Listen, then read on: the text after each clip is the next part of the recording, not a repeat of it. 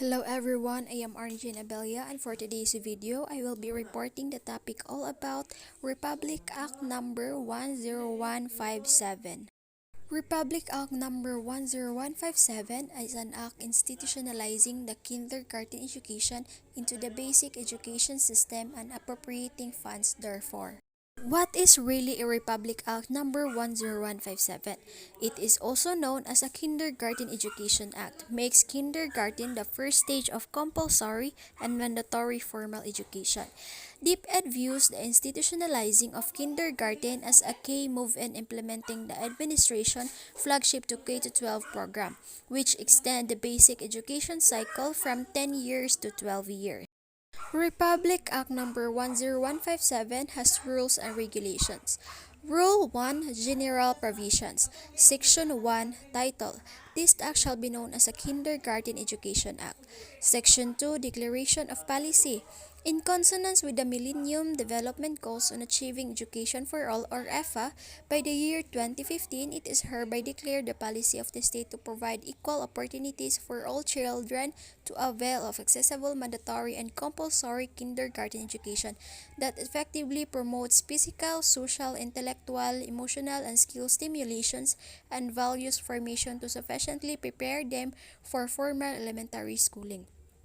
This act shall apply to elementary school system being the first stage of compulsory and mandatory formal education.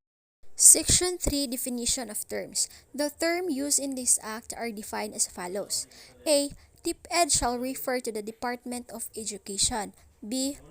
BEE shall refer to the Bureau of Elementary Education. C. Kindergarten education shall be understood in this act to mean 1 year of preparatory education for children at least 5 years old as a prerequisite for grade 1, and mother tongue refers to the language first learned by a child. Section 4 Institutionalization of Kindergarten Education. Kindergarten education is hereby institutionalized as part of basic education and for school year 2011 to 2012 shall be implemented partially, and thereafter it shall be made mandatory and compulsory for entrance to grade 1.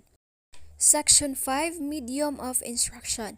The state shall hereby adopt the mother tongue-based multilingual education or MTB-MLE method. The mother tongue of the learner shall be the primary medium of instruction for teaching and learning in the kindergarten level. However, exception shall be made to the following cases.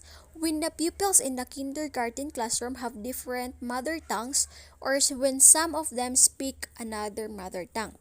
When the teacher does not speak the mother tongue of the learners. When resources in line with the use of the mother tongue are not yet available, and when teachers are not yet trained on how to use the MTB-MLE program.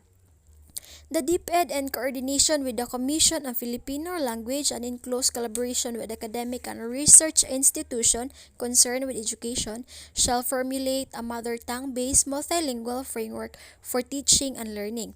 Strategies as defined in Section 7, which aims to introduce and eventually strengthen the child's understanding for English, which is the official language. Section 6 Implementing Agency. The authority to regulate the organization, operation, and/or implementation of the kindergarten education program of both public and private schools shall be vested upon the DepEd. Through the creation of a new division under the BEE or the Bureau of Elementary Education and other necessary support to achieve successful implementation of kindergarten education to include but not limited to increasing the number of kindergarten teacher positions with the required salaries and benefits, enhancing teachers' training in early education, and providing the necessary allocation for classroom and chairs, facilities and equipment and textbooks. Section 7 Duties, Powers, and Functions. The DepEd through the Bureau of Elementary Education shall exercise the following powers and functions. Oversee and supervise the organization, operation, and implementation of the kindergarten education program. B. Develop the curriculum for kindergarten education consistent with the universally accepted norms and standards, including values, formation of all of which shall be developmentally appropriate, and use of a of the MTBMLE as a medium of instruction and to periodically review such for purposes of grading. C. Develop teaching strategies using the unique feature of the MTBMLE which shall include but not limited to the following. 1. The two-track method, storytelling and reading, listening story, oral communications, and activities. 2. Interactive strategies. 3. Use of manipulative games. And 4. Experiential, small group discussions, and totally physical response, TPR, among others. The learning development material shall consist of the following at the minimum. 1. Listening story. 2. Small books. 3. Big books. 4. Experience story. 5. Primer lessons. And 6. Lesson exemplars. Section 8. Appropriations. The DepEd shall immediately include in the program of the department the operationalization of the free, mandatory, and compulsory public kindergarten education, the initial funding of which shall be charged against the current appropriation for kindergarten education of the DepEd. Thereafter, such sums which shall be necessary for the continued implementation of the free public kindergarten education program shall be charged to the general fund and included in the Annual General Appropriations Act. Section 9. Implementing rules and regulations.